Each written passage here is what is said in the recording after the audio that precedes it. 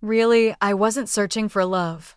I was a rising star at my finance firm at the age of 28.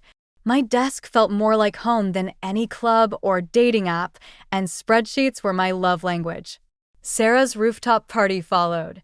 My best friend and coworker, Sarah, had a talent for pushing me beyond my comfort zone.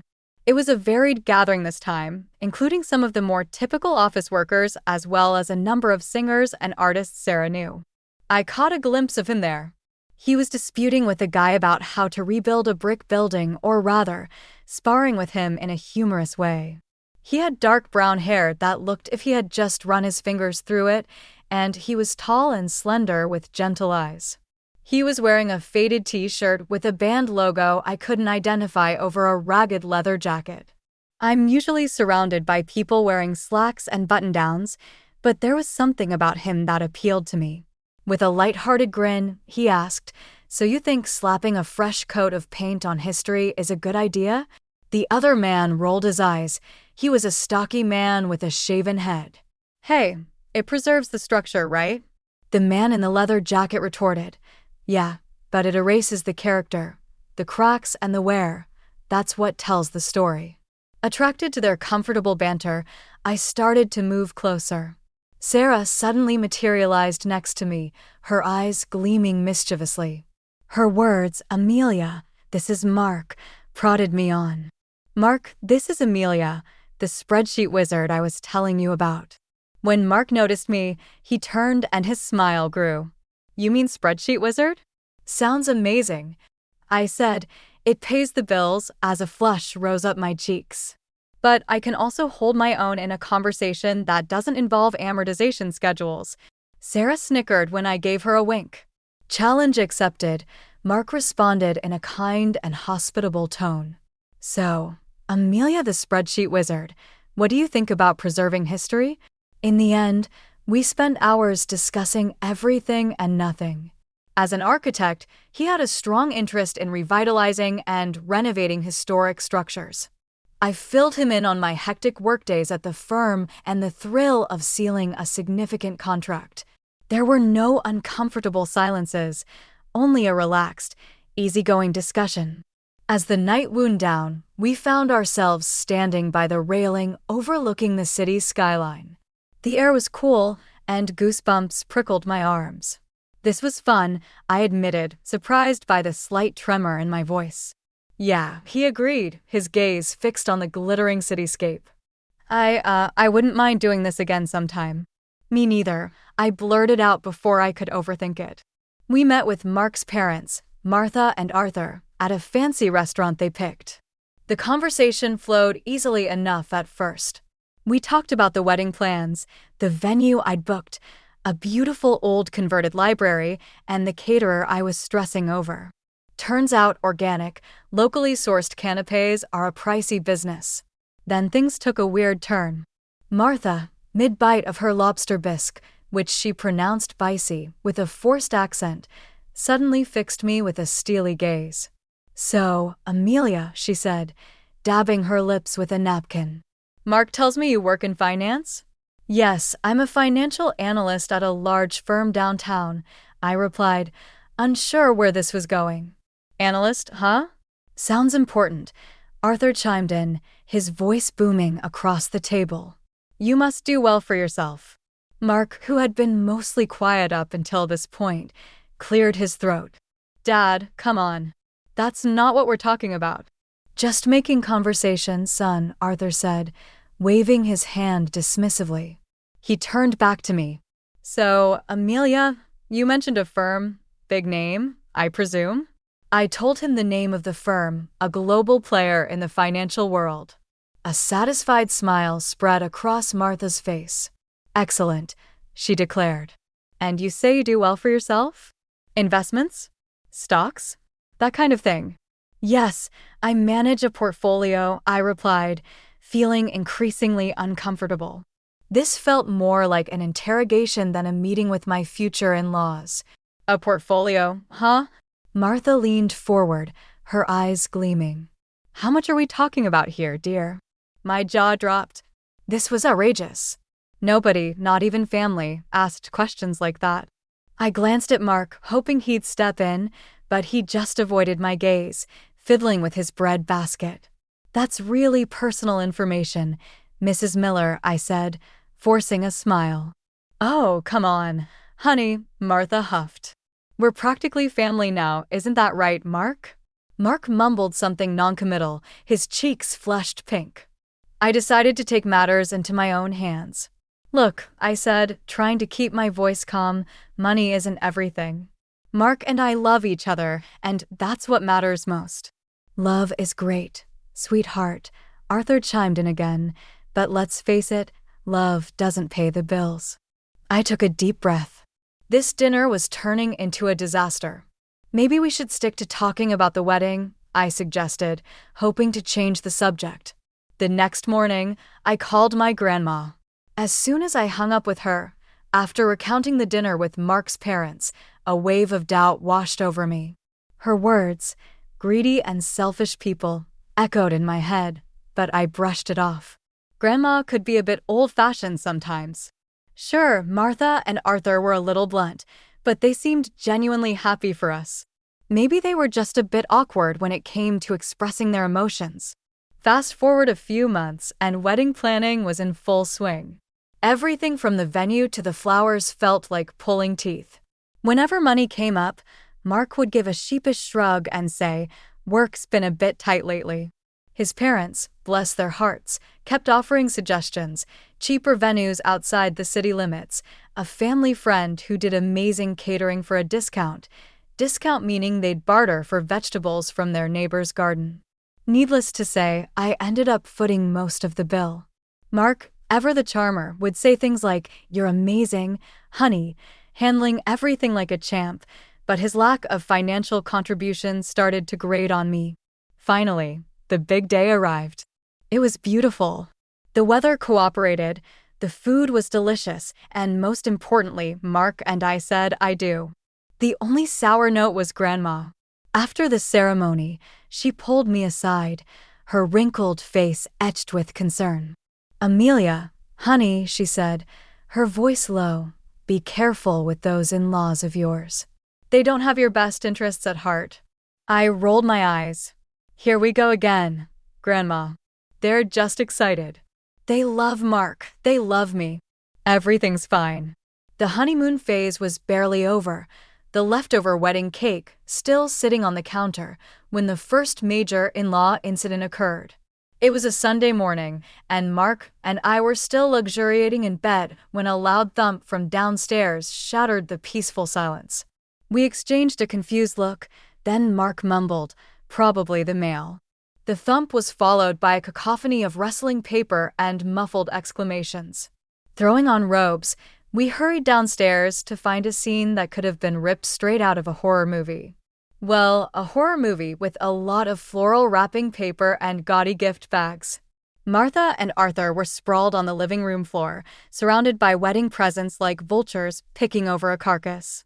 They were tearing into boxes, oohing and awing over some items, tossing others aside with dismissive grunts. "What in the world is going on here?"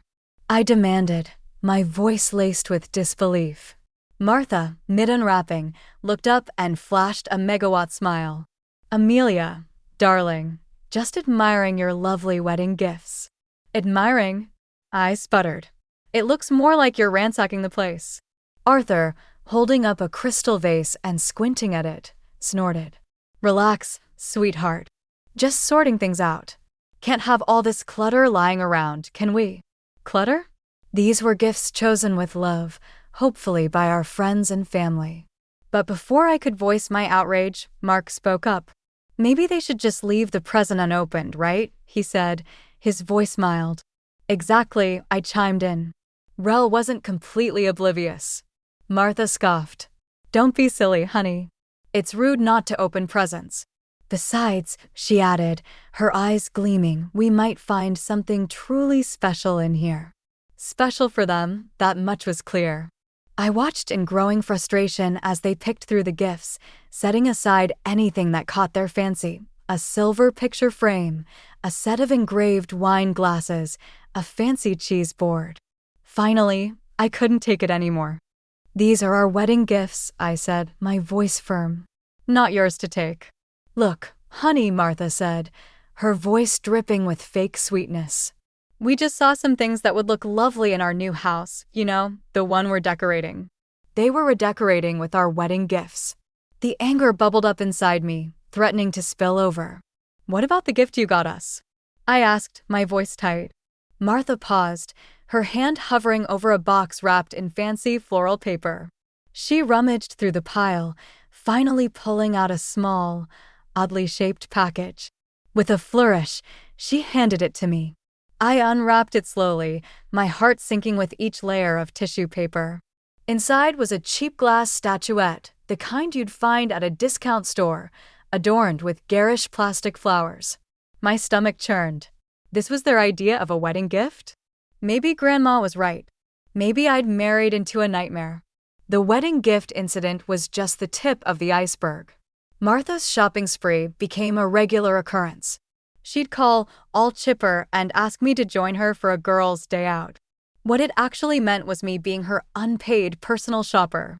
We'd browse stores, and inevitably, Martha would find something she absolutely must have.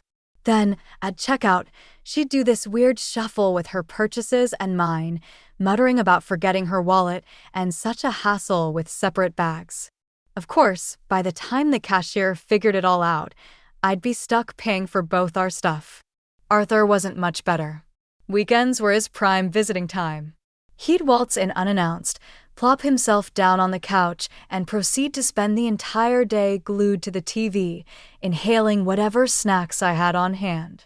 When I finally built up the courage to ask him why he spent so much time at our place, he looked at me with a straight face and said, "Saves money on groceries and electricity, doesn't it?" The audacity of the man! Did he think we were running a charity? Mark, ever the peacekeeper, just rolled his eyes and muttered something about Dad just needing some company. The birthday dinner was the final straw. I decided to treat myself to a nice night out at a fancy restaurant to celebrate another year older and, hopefully, wiser. Naturally, I invited Martha and Arthur. Big mistake. The menu was a confusing array of French names and unfamiliar ingredients. Undeterred, Martha and Arthur ordered the most expensive dishes, pronouncing them with a confidence that belied their complete lack of knowledge. Halfway through the meal, Martha declared, "The escargots are too slimy," and pushed the plate away. Arthur choked on a mouthful of bouillabaisse, spraying a gout of saffron broth across the table. The entire evening was a disaster. By the time the bill arrived, my blood pressure was through the roof. The cost of that meal could have fed us for a month. And guess who offered to chip in? Nope, not Mark. He just sat there, oblivious, while I choked out a strained "thank you" to the waiter and reached for my credit card. Back home, fuming and frustrated, I finally confronted Mark. "How can you just let your parents walk all over you like that?" I demanded. "Come on, babe," he said dismissively. "It's not a big deal. They're just, like that." "Like what?" "Selfish and entitled." "Mark, this isn't okay." He sighed, running a hand through his hair. "Look, I love you, but you gotta pick your battles. My parents are, well, my parents. They're not going to change." Maybe he was right. Maybe I had been naive, hoping to change them, to somehow mold them into the in-laws I'd always dreamed of. But the reality was staring me in the face. Martha and Arthur were who they were, and that wasn't going to change. The birthday dinner debacle was a turning point, but not the end. The in-law gift-giving strategy became painfully clear: shower us with cheap, impersonal trinkets on holidays and expect extravagant presents in return. A framed picture of a lighthouse for Christmas? Try a top-of-the-line espresso machine for Mother's Day, according to Martha's order. Any hint at the unbalanced value of gifts resulted in a lecture about family and not keeping score. My grandma, bless her soul, wouldn't dream of asking for anything. Every time I'd inquire about a holiday gift, she'd brush it off with, "Honey, I have everything I need. Just come visit, that's all that matters." Meanwhile, Martha and Arthur treated gift-giving like a competitive sport.